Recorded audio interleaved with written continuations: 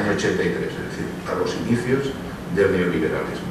En el año 2001, es decir, bastante antes de la crisis, fue de 130.000 millones. Y estos son dólares indexados, quiere decir, con el mismo poder adquisitivo, claro, efectivamente.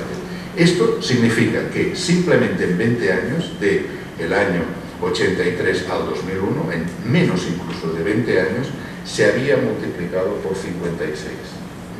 56 este volumen diario de negocios de transacciones financieras.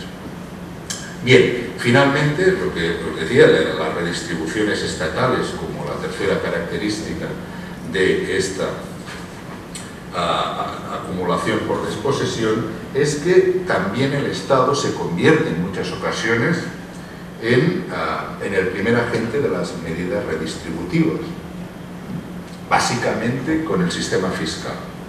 No solamente, pero básicamente con el sistema fiscal. Se ha producido una gran redistribución mediante grandes reformas de los sistemas fiscales de los pobres hacia los ricos. Es decir, todo ello, resumiendo básicamente en pocas palabras lo que he intentado decir en estos 6 o 7 minutos, es que se ha producido a lo largo de este capitalismo tan particular, además de muchas otras cosas, claro está, una gran redistribución de la riqueza de los pobres a los ricos en el interior de cada país, con alguna excepción, sin ninguna duda. Una gran redistribución de la riqueza de los países pobres a los ricos y finalmente una gran redistribución de la riqueza de las generaciones futuras a las generaciones presentes. Perdón, al revés, de las generaciones presentes a las generaciones futuras. Por lo tanto, sí vale la pena, en todo caso, todavía incidir un poco más en esto que digo para que no quede muy críptico. La cantidad de impuestos que se han, o la reforma fiscal que se ha producido en muchos países, pero especialmente en Estados Unidos, ha producido una redistribución inmensa, luego daré incluso algunos datos más concretos, de los pobres hacia los ricos. Veamos simplemente un par de datos que también creo que ejemplifican este extremo resumen y esquemático resumen que intento hacer. Lo decía no hace mucho, exactamente el 1 de febrero de este mismo año, el que al fin y al cabo fue ministro del presidente Clinton, Robert Reich, decía lo siguiente: en 1976, en los inicios del neoliberalismo, el 1% más rico de los Estados Unidos acumulaba el 9% de toda la riqueza nacional de Estados Unidos. En el 2006, es decir, 30 años después, este mismo 1% ya acumulaba el 20% de toda la riqueza nacional. Es decir, en estos 30 años, la minoría, el 1% más rico, había doblado la parte que se apropiaba de la riqueza nacional. No que había doblado en números absolutos, no, había a lo mejor quintuplicado, sextuplicado o más, porque estamos hablando de porcentaje de toda la riqueza del momento, en este caso en Estados Unidos. Y otro ejemplo también, aquí en el Reino de España los salarios han pasado de representar el 68%, para hacer números redondos, del Producto Interior Bruto, que era lo que representaba en el año 1976, al 54,5% aproximadamente en el 2006. Es decir, que en estos 30 años justos, del 76 al 2006, los salarios han perdido más de 13 puntos dentro de la redistribución o la competencia con los beneficios del capital, porque esto sí que sabéis que suma cero, lo que gana uno lo pierde el otro, ¿no? Porque entre los dos suman el 100%. Pero al fin y al cabo lo que ha pasado en el Reino de España no es ni mucho menos una excepción a la ley general, porque en la Unión Europea, de los 15, el descenso fue del 70% al 57%, es decir, fueron también aproximadamente 13 puntos en estos 30 años. Bien, este es en el contexto, habría más cosas que decir, pero ese es el tipo de capitalismo en el que se da la crisis, ¿no? No vamos a hablar de la crisis, que todos vosotros habéis leído muchísimo, y Sin Permiso hemos publicado casi 200 artículos sobre antes y después de la crisis, más por supuesto después, ¿no?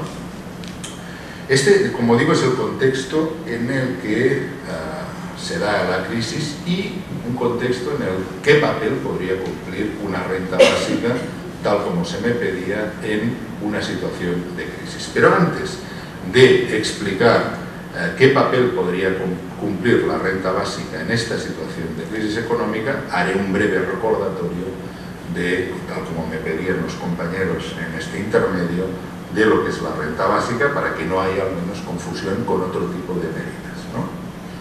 La renta básica se refiere única y exclusivamente a lo siguiente: una asignación monetaria, esto es importante que sea monetaria, a toda la población que sea ciudadana o residente acreditada en un sitio determinado. El que sea, cuanto mayor sea el lugar, mucho mejor. Ahora no entremos en detalles de este tipo, pero el hecho es este: una asignación monetaria a todas las personas que pertenezcan a la ciudadanía o a la residencia acreditada, independientemente de cualquier otra consideración. Esto de independientemente de cualquier otra consideración es lo que diferencia la renta básica de muchas otras medidas que se han inventado a lo largo de estos últimos años. Algunas se han practicado y otras han quedado simplemente en la nebulosa de las propuestas teóricas, ¿no?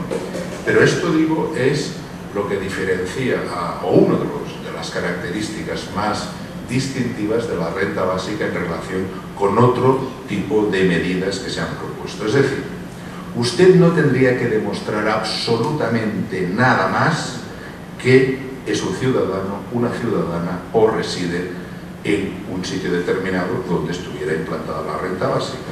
Es decir, usted no tiene que mostrar si es hombre, si es mujer, si es rico, si es pobre, si es vicioso, si es virtuoso, si, qué sé yo, tiene unas preferencias sexuales de un tipo determinado o tiene unas preferencias sexuales de otro tipo determinado, si vive con determinada gente, vive solo, viven 20 personas en la misma casa. Usted es independiente las características que usted tenga más allá de la ciudadanía con la residencia acreditada. Insisto, este es el punto distintivo.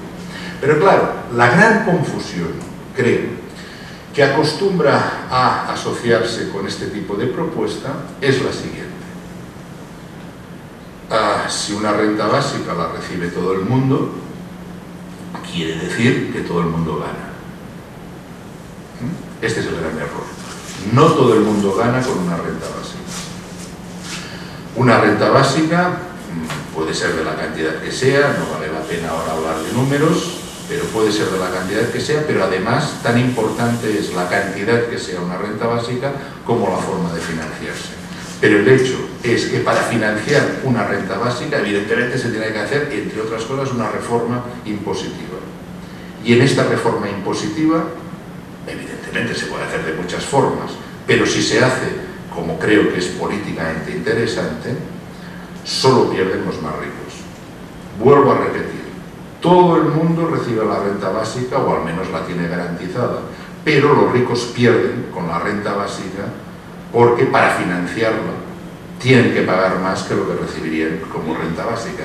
Y este es el punto, creo, interesante, porque en muchas partes, sea en seminarios, sea en charlas, sea en debates, en conferencias, en actos académicos o no tan académicos, surge siempre más o menos la misma pregunta. Y la pregunta es, ¿pero para qué dársela a todo el mundo cuando un tipo como Emilio Botín, por ejemplo, necesita muy poco la renta básica? La necesita este parado o parada que no recibe absolutamente nada, pero en cambio Emilio Botín, si alguna cosa no tiene necesidad, es precisamente de que el Estado le dé una renta básica o una asignación. Efectivamente, si cada uno de nosotros estamos pensando que las cosas estarían como ahora y además damos una renta básica, en fin, cualquiera de ustedes tiene toda la razón del mundo de pensar que, aparte de una locura, que lo único que produciría sería un impacto inflacionario por incremento de la masa monetaria terrible, esto es una locura. Pero es que no es eso. La renta básica es una gran redistribución de la riqueza por una vez, al revés de cómo se ha hecho estos últimos 30 años, de los ricos a los pobres. Este es un punto, creo, que antes de hacer otras consideraciones deberíamos tenerlo presente. Otro punto importante es, y creo que es el momento de comentarlo antes de entrar propiamente